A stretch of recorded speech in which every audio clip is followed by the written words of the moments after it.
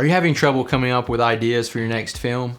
In this video, I'm going to share with you 10 different ways that I've used in the past that help me create ideas for my films while keeping a low budget or no budget in mind. And at the end of this video, we'll go over a little exercise that we can all do together and help us start generating ideas right now.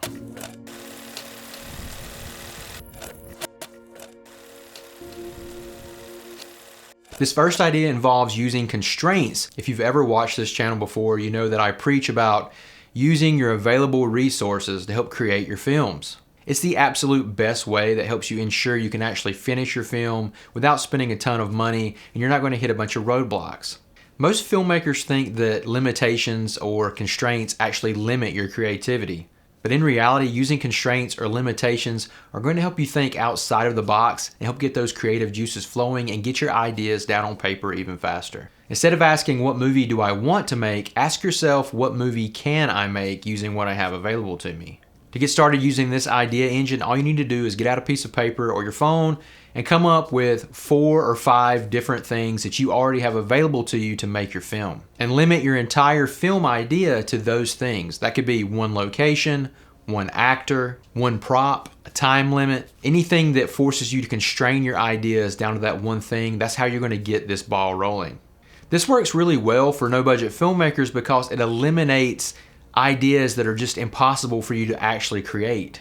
It's going to mirror how real indie films get made. For instance, you could set everything in one apartment building, one actor. It could even be you being the actor. The story never goes outside the walls of that apartment. And the story could revolve around your actor getting harassing phone calls. You can even set an entire short film inside of a car with just 2 actors. Some tense dialogue where one of them realizes the other one is not who they say they are. It could even be something as simple as focusing your story on a person's bedroom and actually exploring that person's room and how it defines their personality. This is why so many low-budget films feel intimate and not intense. They're built from the constraints and not spectacle. Idea engine 2, the what if engine. This is one of the fastest ways that you can generate log lines. The key to the what if idea engine is contrast. The formula is what if something unusual happened, but there was a complication that made it even worse. The but is where the story is going to live. This works because it forces conflict immediately within your story. It helps prevent flat or passive ideas, and it can create high stakes in one sentence. Some examples are, what if someone wakes up in their childhood home, but none of their family remember them? Or what if a man gets a phone call from someone claiming to be from the future, but the details of that phone call make him have to upend his life in various ways? Or what if a couple finds a hidden room in their house, but it only appears when they're having an argument? If you're having trouble coming up with ideas after the but of your sentence, just keep pushing it until things start to come together.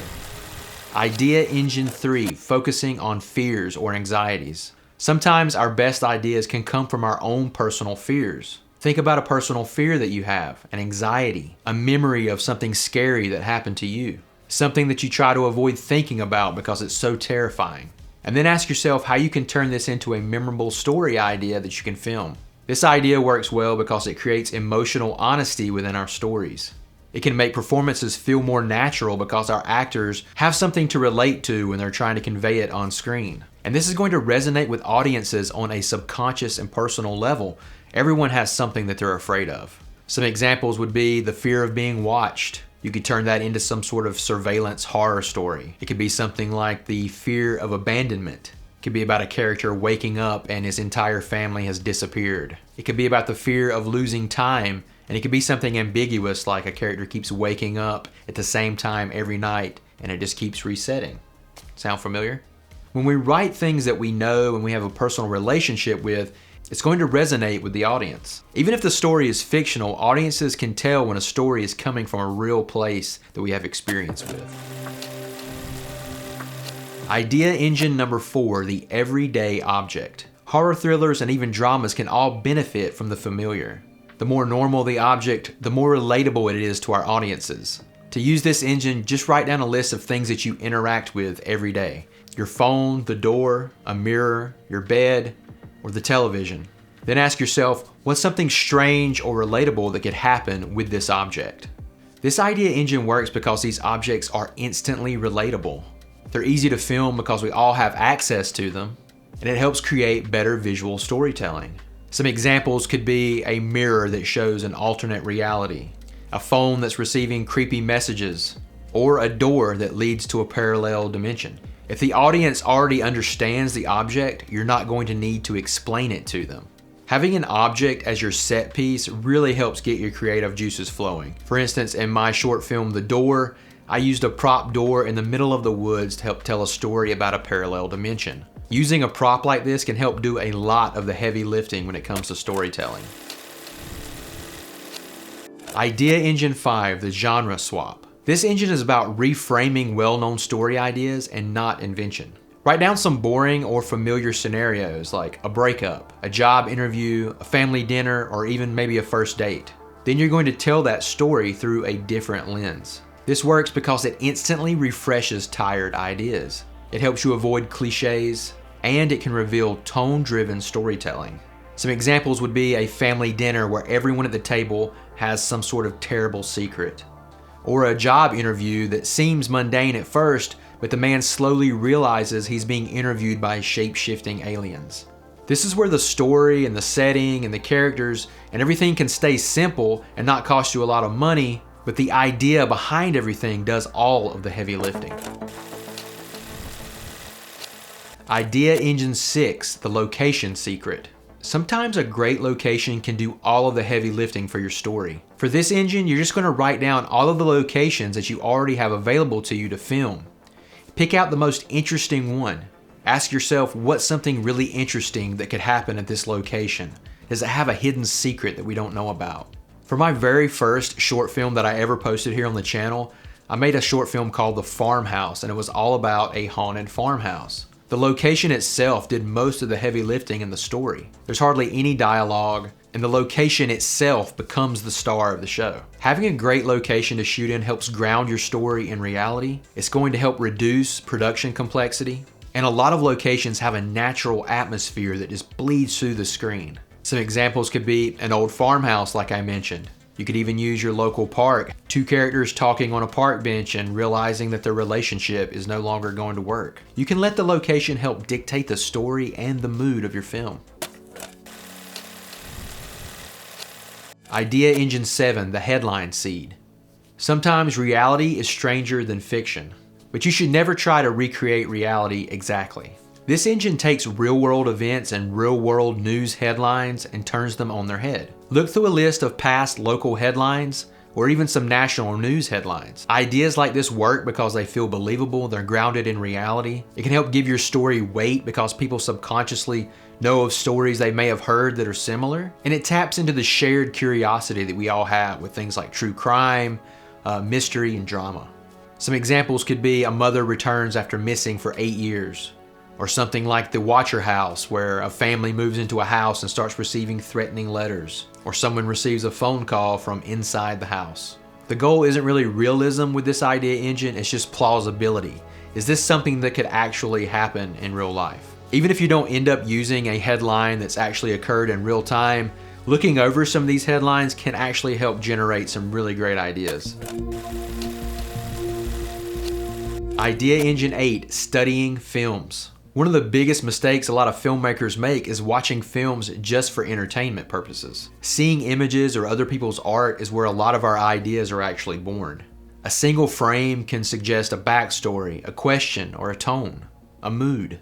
Aside from watching some of your favorite films or watching new films that you've never seen before to help get those creative juices flowing, you can use a tool like FrameSet to look through tons of different still images and videos from films. All the images on here are so cinematic, they can help you not only generate ideas for lighting and shot setups, they're also going to help you generate ideas for mood and how to get your story actually started.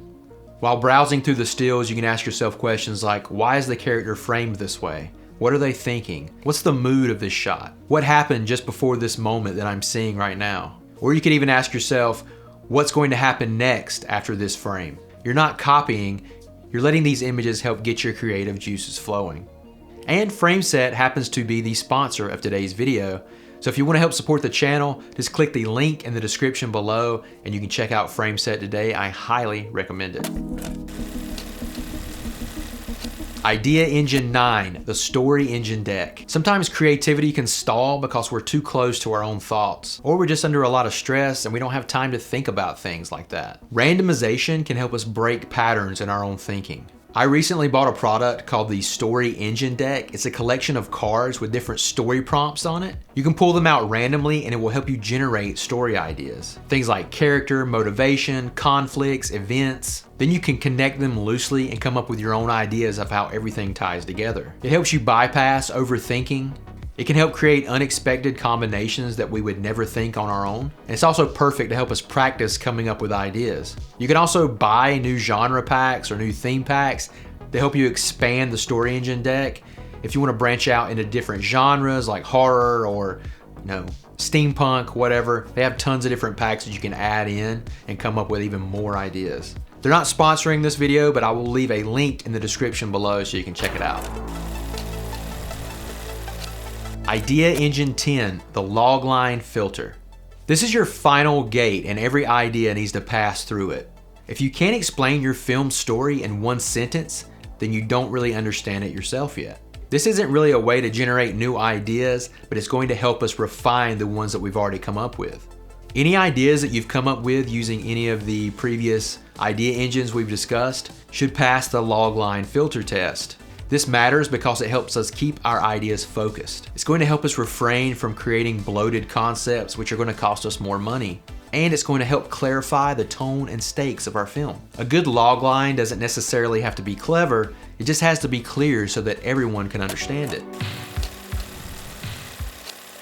Okay, if you've made it this far in the video, thank you so much for watching. We're going to finish things off with a little exercise that I want us all to do, and I want you to post your results in the comments. I want you to pick 2 idea engines from this list, set a timer for 15 minutes, and come up with 10 different story ideas. Circle the one idea that speaks to you the most and post it in the comments below so we can all check it out. And when you're ready to take your story idea to the next level and get that script written, I've got a video right here that'll help you do that as well. Thank you guys so much for coming along on this filmmaking journey with me. I am Ryan, and I will see you on the next video. Bye-bye.